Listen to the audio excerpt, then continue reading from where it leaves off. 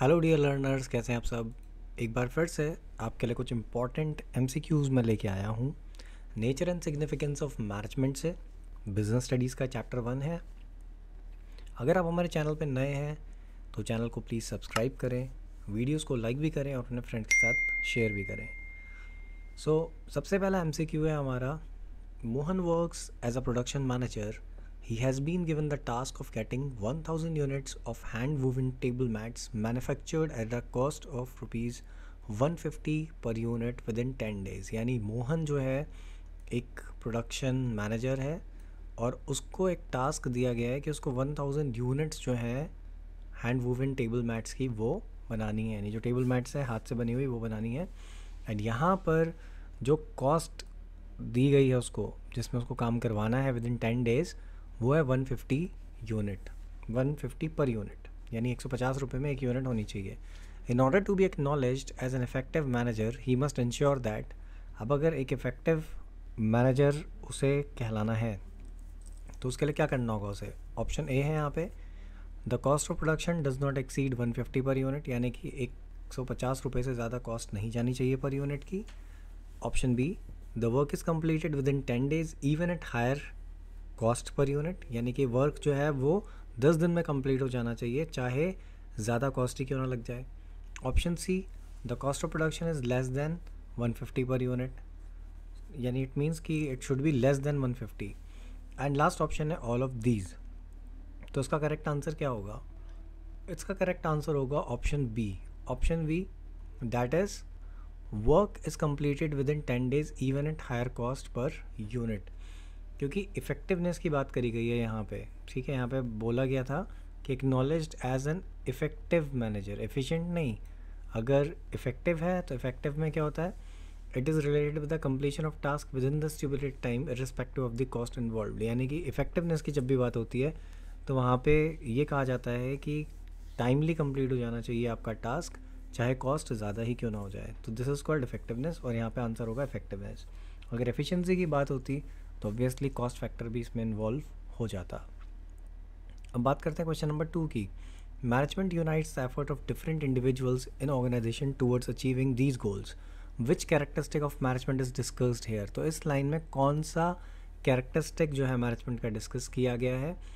Options दिए गए हैं आपको। Management is a science, management is all pervasive, management is goal oriented, और लास्ट वन है आपका management is a group activity.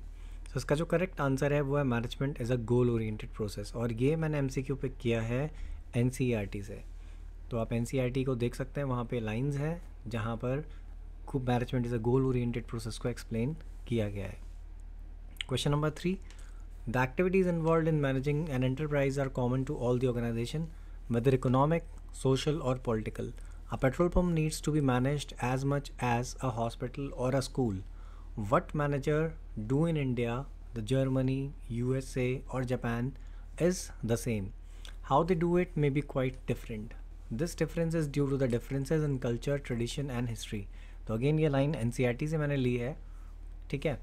और यहाँ पे आपसे क्वेश्चन पूछा गया है कि the concept discussed in the above paragraph is, क्या ये कॉन्सेप्ट जो ऊपर डिस्कस किया गया है वो मैनेजमेंट ऑल परवेसिव है, management is a group activity है, मैनेजमेंट ऑफ वर्क है, या फिर मैनेजमेंट इज़ साइंस है। तो इसका जो करेक्ट आंसर है that is management is all pervasive, क्योंकि यहाँ पे अगेन आप देख सकते हैं कि इस चीज़ की बात करी गई है कि मैनेजमेंट हर जगह है, यानी कि डिफरेंट कंट्रीज़ हों चाहे कुछ भी हो, हर जगह मैनेजमेंट प्रेजेंट है, बस मैनेजर्स का वर्किंग स्टाइल जो है वो डिफरेंट हो सकता है।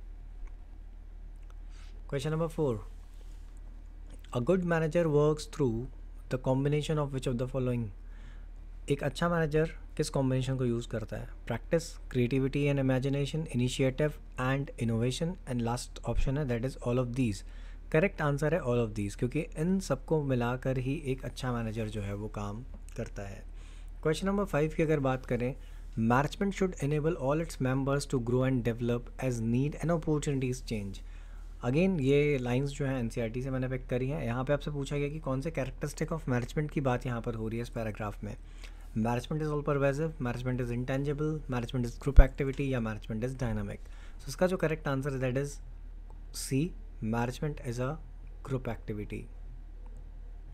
यहाँ पे मैंने इसको एक्चुअली गलत मार्क कर दिया है, ठीक है। मैंने ऑप्शन बी लिख दिया, बट एक्चुअली ये बी नहीं है बल्कि ये सी है, क्योंकि मैंने यहाँ पे सी में इसको मेंशन किया था। ये this is the correct answer, that is management is a group activity. Then next question number 6 की अगर हम बात करें, the effect of management is noticeable in an organization where targets are met according to the plans, employees are happy and satisfied, and there is orderliness instead of chaos. Which concept is discussed above? तो इस line को again मैंने NCERT से pick किया है। यहाँ पर जो कॉन्सेप्ट अप्लाई हो रहा है, जिसकी बात हो रही है, that is option B, management is intangible. NCERT की बुक अगर आप देखेंगे तो वहाँ पर जब आपको मैनेजमेंट इज़ इंटेंजिबल एक्सप्लेन किया गया तो वहाँ पे ये लाइंस हैं। तो उसका करेक्ट आंसर है answer that is option B, management is intangible. बात कर लेते हैं क्वेश्चन नंबर 7 की। Which level of management is responsible for coordination? Top level, middle level, bottom level, all of these. तो इसका जो करेक्ट आंसर है वो है ऑल ऑफ दीज, क्योंकि सारे के सारे जो लेवल्स हैं मैनेजमेंट के वो रिस्पॉन्सिबल होते हैं कोऑर्डिनेशन के लिए। देन बात कर लेते हैं क्वेश्चन नंबर 8 की। Management has to achieve a variety of objectives in all the areas considering the interest of all stakeholders including shareholders, employees, customer and the government. So किस ऑब्जेक्टिव ऑफ मैनेजमेंट की यहाँ पे बात हो रही है इस पैराग्राफ में? अगेन ये लाइंस जो एनसीईआरटी से मैंने पिक करी है, यहाँ पर बात हो रही है अगेन ऑर्गेनाइजेशनल ऑब्जेक्टिव की। तो इसका करेक्ट आंसर है organizational objective, that is A. बात करते हैं क्वेश्चन नंबर 9 की। Which of the following is not an organizational objective of management? इनमें से कौन सा जो है वो ऑर्गेनाइजेशनल ऑब्जेक्टिव नहीं है मैनेजमेंट का? Earning enough revenue to cover cost, ये है। Earning sufficient profit to cover risk of business, ये भी है। Increase in the prospect of business in the long run, यानी ग्रोथ, ये भी है। Providing free education to their employees children, ये नहीं है। यानी कि इसमें से ये जो है ऑप्शन, ये ऑर्गेनाइजेशनल ऑब्जेक्टिव का पार्ट नहीं है, बल्कि ये सोशल ऑब्जेक्टिव का पार्ट है। Then question number 10, management is considered important because, management को इंपॉर्टेंट क्यों बोला गया है, क्यों माना जाता है? It helps organization to adapt to the changes, seeks to integrate individual efforts, it helps in the development of the society, and option है ऑल ऑफ दीज। तो इसका करेक्ट जो आंसर है वो है ऑल ऑफ दीज, क्योंकि ये सारी की सारी चीज़ें जो है मैनेजमेंट में है और इसलिए मैनेजमेंट को इम्पॉर्टेंट माना जाता है। क्वेश्चन नंबर 11 की अगर बात करें, the authority responsibility relationship that exist within the organisation gives rise to. Option A है different functions within the organisation, different levels in the organisation, management as a multi dimensional activity, या management as a group activity. So इसका जो correct answer है, authority responsibility relationship किस चीज़ को बनाती है, वो है the levels of management in the organisation या लेवल्स इन द ऑर्गेनाइजेशन, यानी बी जो है इसका करेक्ट आंसर है, that is different level in the organization. Next question की अगर हम बात करें, the main task of this level of management is to determine the overall organizational objective and strategies for their realization। कौन सा level है इसमें से मैनेजमेंट का जो कि ओवरऑल पॉलिसीज़ को फॉर्मुलेट करता है, यानी ओवरऑल ऑर्गेनाइजेशनल ऑब्जेक्टिव्स को करता है, स्ट्रेटेजी को। सो ऑब्वियसली ये जो है that is the top level management, ये सभी को पता होगा। इसका जो करेक्ट आंसर है that is D, top level management. बात करते हैं क्वेश्चन नंबर 13 की। The function of management related to grouping of activity to be carried out into departments and creating management hierarchy is. कौन सा function है management का जो कि ग्रुपिंग ऑफ एक्टिविटीज रिलेटेड है और जिससे कि एक हियरार्कियल फॉर्म जो क्रिएट होता है ऑर्गेनाइजेशन में या डिपार्टमेंट्स में, आप कह सकते हैं कि एक्टिविटीज़ को ग्रुप किया जाता है। तो इसका करेक्ट आंसर जो होगा क्या है वो, that is B, organizing. Then बात कर लेते हैं क्वेश्चन नंबर 14 की। This function of management relating to laying down the foundation for carrying out other functions of management successfully is, यानी कि इसमें से कौन सा फंक्शन ऐसा है मैनेजमेंट का जो कि आगे और अदर फंक्शंस के लिए एक बेस क्रिएट करता है? तो ऑब्वियसली इसका करेक्ट आंसर है C, planning. Question number 15, this function of management is related to placing the right person at the right job, यानी कि ये फंक्शन जो मैनेजमेंट का वो राइट पर्सन को राइट जॉब प्रोवाइड करता है, यानी कि ठीक पोजीशन पे एक सही पर्सन को सेलेक्ट करके लेके जाता है। तो इसका जो करेक्ट आंसर है इस फंक्शन का वो है स्टाफिंग, यानी स्टाफिंग वो फंक्शन है जो कि राइट पर्सन को राइट जॉब पे प्लेस करता है, या फिर आप कह सकते हैं कि प्रोवाइड कराता है ऑर्गेनाइजेशन को।